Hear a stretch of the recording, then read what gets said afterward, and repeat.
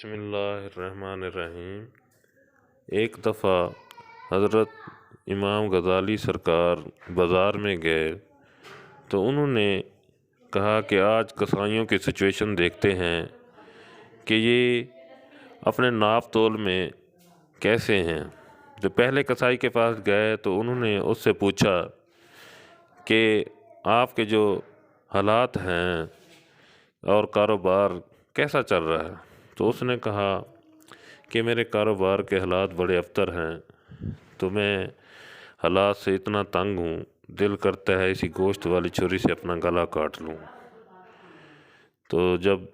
ناپ تول دیکھا تو اس کے ناپ تول میں کمی تھی۔ اسی طرح دوسرے کسائی کے پاس گئے تو اس نے بھی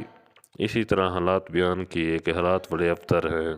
گھر کے حالات کی وجہ سے بڑے پریشان ہیں۔ تو اسی طرح پھر جب تیسرے کے پاس گئے تو وہ اللہ کا ولی تھا، تو وہ بھی قصاب تھا، لیکن اس کے جو ناپ تول تھا وہ متوازن تھا، برابر تھا، وہ انصاف کے ساتھ تول رہا تھا۔ تو اس سے جب حالات پوچھے تو اس نے کہا میں اللہ کے شکر جتنا ادا کروں کم ہے، اللہ پاک کا بڑا مجھ پہ کرم ہے، اولاد بھی نیک ہے، حالات بھی بہترین ہیں، بڑا اچھا وقت گزر رہا ہے۔ تو جب ان تینوں کا کمپیریزن کیا تو حضرت غزالی سرکار نے جب اپنی ایک محفل میں کہا کہ آج میں معاشرے کے چند لوگوں کے ساتھ بات چیت کی ہے، ہمارے اس بازار میں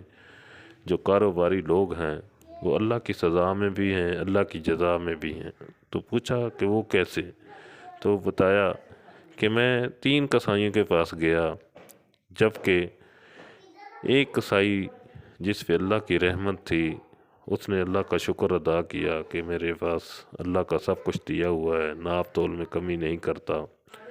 اور انصاف کے ساتھ تولتا ہوں، اللہ مجھے حلال رزق میں بڑی برکت دی ہوئی ہے، مجھے کبھی کوئی آفات نہیں آئی، میں حالات میں بڑا آسودہ ہوں، اللہ کا بڑا کرم ہے۔ جبکہ اس سے پہلے 2 کسائیوں کے پاس جب گیا تو کہتا ہے کہ ان کا ناپ تول میں وزن میں ہیرا پھیری کرتے تھے، ان کے حالات بڑے ابتر تھے اور وہ بڑے پریشان تھے۔ اس کی پریشانی کا سبب یہی تھا کہ وہ اللہ کی سزا میں تھے، جبکہ تیسرا اس پہ اللہ کا کرم تھا۔ تو آج کل ہمارے اس معاشرے میں بھی یہی حالات ہیں کہ ناپ تول میں کمی ہے، بلیک مارکیٹنگ عام ہے،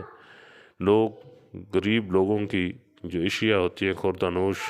ان کو سٹاک کرتے ہیں